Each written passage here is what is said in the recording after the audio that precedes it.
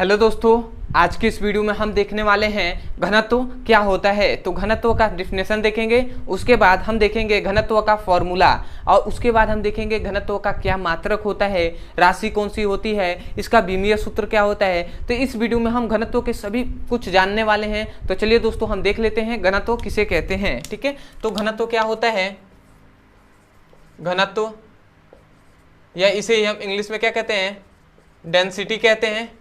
ठीक है, तो घनत्व क्या होता है इसके बारे में हम समझते हैं। तो याद रखेंगे, कोई भी भौतिक राशि है उसका डिफिनेशन हम दो तरीके से करते हैं, पहला चित्र के माध्यम, दूसरा होता है फॉर्मूले के माध्यम। तो इसका फॉर्मूले के माध्यम से हम इसका डिफिनेशन करते हैं। तो हम जानते हैं घनत्व बराबर क्या होता है, घनत्व बराबर होता है द्रव्यमान बटे आयतन।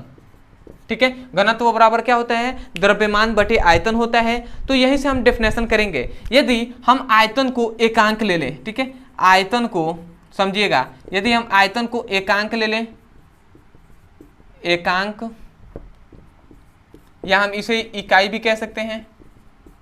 ठीक है, जब यदि आयतन को हमने एकांक ले लिया तो जो घनत्व होगा वो द्रव्यमान के बराबर हो जाएगा कि नहीं, द्रव्यमान के बराबर हो जाएगा। ठीक है, तो यही से हम डेफिनेशन क्या करेंगे, ये बराबर हो जाएगा ना, तो यही से हम डेफिनेशन क्या करेंगे कि किसी पिंडों के एकांक आयतन में, मतलब हम ऐसे कह सकते हैं कि एकांक आयतन वाले द्रव्यमान को हम क्या कहते हैं, घनत्व कहते हैं। ठीक है, एकांक आयतन वाले द्रव्यमान को हम घनत्व कहते हैं। तो यहाँ से आप डेफिनेशन को कह सकते हैं। ठीक है, तो उम्मीद करता हूँ आपको अच्छे समझ में आ गया होगा कि एकांक आयतन वाले पिंडों के द्रव्यमान को घनत्व कहते हैं। ठीक है, कोई भी मतलब एकांक आयतन है उसका, और एकांक आयतन वाला जो पिंड है, जो वस्तु है, उसका जो द्रव्यमान होता है उसे ही हम क्या कहते हैं, घनत्व कहते हैं। समझ में आया ना। तो यहाँ से आपको बोलना है, क्या बोलना है, देखिए मैं एक बार सीक्वेंस में बोल रहा हूँ कि एकांक आयतन वाले पिंडों के द्रव्यमान को घनत्व कहते हैं। समझ में आया। या आप यहां से भी कह सकते हैं कि एकांक आयतन वाले पिंडों के द्रव्यमान को घनत्व कहते हैं। ठीक है, तो आपको यहां से समझ के बोलना है, कभी भी डेफिनेशन को रटना नहीं है। मुझे भी याद नहीं है डेफिनेशन, परंतु मुझे फॉर्मूला याद है, और फॉर्मूले से हमने बताया, और 100% ये जो परिभाषा बताया जा रहा है वो सही है। कोई इसे गलत नहीं कह सकता, कोई भी नहीं कह सकता भाई, कोई भी नहीं कह सकता। तो डेफिनेशन क्या कहा जाता है, कहा यह जाएगा कि एकांक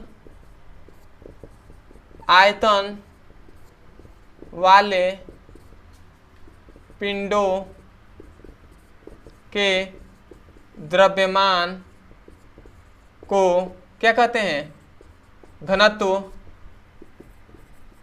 कहते हैं। ठीक है, तो घनत्व का डेफिनेशन क्या कहा गया, एकांक आयतन वाले पिंडों के द्रव्यमान को घनत्व कहते हैं। तो घनत्व का ये फॉर्मूला हो गया। और याद रखेंगे घनत्व को हम डी से प्रदर्शित करते हैं, तो इसको लिख सकते हैं डी इक्वल टू एम, और इसको भी को क्या, आयतन को हम भी लिख सकते हैं। तो ये हम इसको सिंबल में दे दिए कि डी इक्वल टू एम भी हमने लिख दिया, एम बाई वी। ठीक है, तो ये आपको दोनों फॉर्मूले याद रखना है। ठीक है, दो क्या है, एक ही है, बस इसको सांकेतिक रूप में लिख दिया गया है। ठीक है, अब आते हैं हम कि घनत्व का मात्रक क्या होता है, ये कौन सी राशि होती है, इसका विमीय सूत्र क्या होता है, जो कि बहुत इंपॉर्टेंट ये तीनों होते हैं। तो हम तीनों को देख लेते हैं।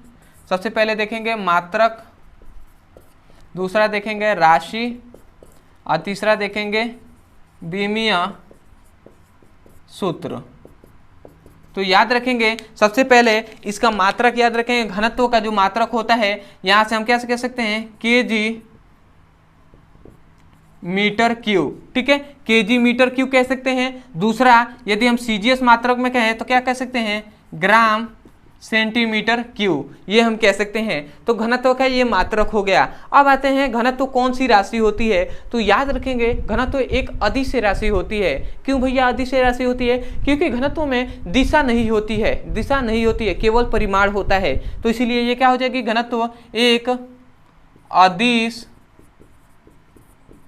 राशि होती है। ठीक है, अदिश राशि है। अब याद रखेंगे विमीय सूत्र का, तो याद रखेंगे इसका विमीय सूत्र होता है M1L3। ठीक है, M1L-3 हो जाएगा। ठीक है, M1L-3, या हम इसे इस प्रकार भी लिख सकते हैं कि M1L-3 T0, तो ये भी आपका हो जाएगा। भैया T0 का मतलब कुछ नहीं, तो इसलिए यहाँ पे T हमने T0 नहीं लिखा है, तो ये भी लिख सकते हैं या ये भी बता सकते हैं। ठीक है, तो ये आपके मात्रक, राशि और विमीय सूत्र, ये आपके सबसे इंपॉर्टेंट है। ठीक है, बहुत ही इंपॉर्टेंट है, तो इसको आपको याद रखना है। ठीक है, क्यों याद रखना है? क्योंकि जो बहुविकल्पी होते हैं उसमें ये पूछ लिए जाते हैं, मात्रक, राशि और विमीय सूत्र, ये आपसे पूछ लिए जाते हैं और बहुत इंपॉर्टेंट है। तो आशा है दोस्तों कि बहुत ही अच्छे से आपको समझ में आ गया होगा। तो मैं यही कहूँगा कि यदि आप हमारे चैनल पर नए हो तो चैनल को सब्सक्राइब कर लीजिएगा, वीडियो को लाइक कर दीजिएगा, और जब चैनल को सब्सक्राइब कीजिएगा तो हमें कमेंट सेक्शन में जरूर बताइएगा कि आपको वीडियो कैसा लगा। ठीक है,